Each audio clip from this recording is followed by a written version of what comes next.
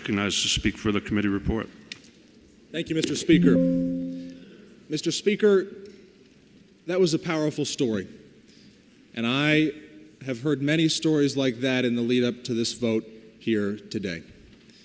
But Mr. Speaker, the powerful anecdotes of one person and the consent of one person cannot stand for the consent of another person. And if there are women who feel unsafe, if there are women who feel like their space has become not private, then we should listen to those women.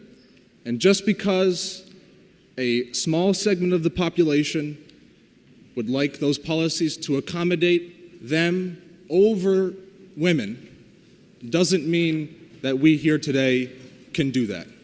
So, Mr. Speaker, for us, and I pause because my colleagues are walking out as I give this speech. People are clapping in the gallery for their walking out. And Mr. Speaker, I think that illustrates exactly why I got up here today. I could have quietly voted my conscience, could have followed the party line, but Mr. Speaker, again, the consent of one person cannot stand for the consent of another. And just because one person is comfortable with a transgender woman being in the bathroom with them or playing sports with them or being in a prison with them doesn't mean that another woman is. And these issues do not have to cause violence.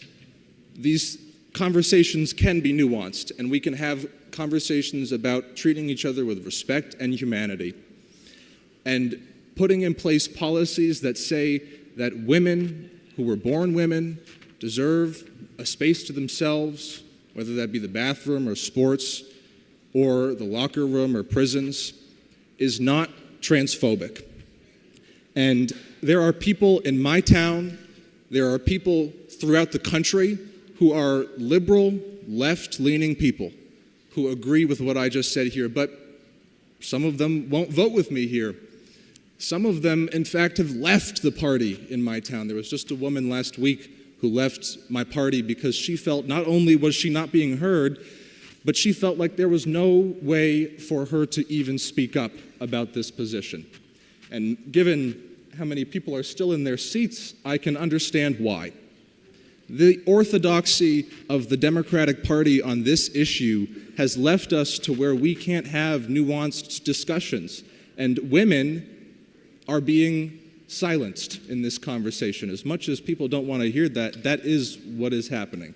And when I talked to people on this side of the issue and this side of the issue, I heard, I don't want any violence to happen against me.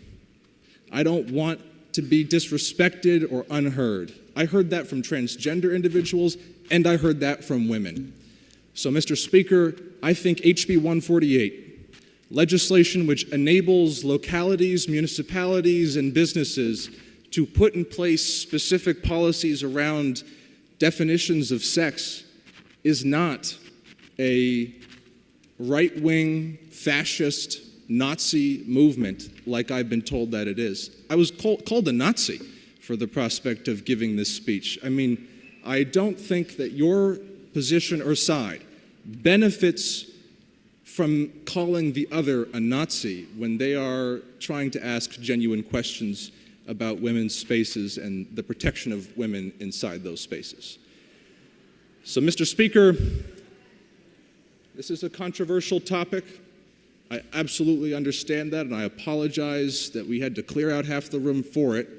But municipalities, localities, private gyms, prisons, these places should be able to put in place policies which, in limited circumstances, separate people based off of biological sex.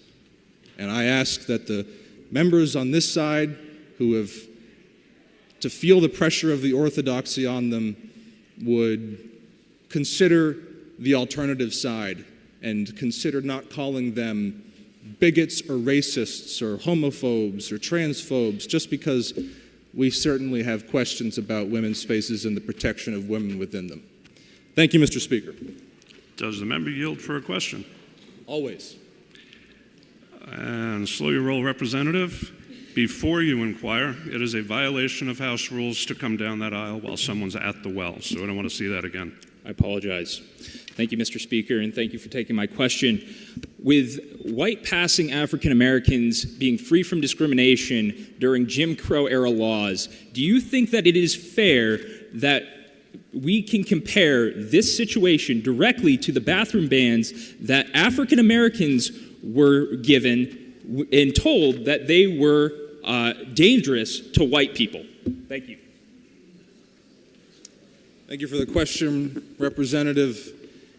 Representative, race and what happened in the Jim Crow era is, yes, significantly different than sex and talking about women and their private spaces.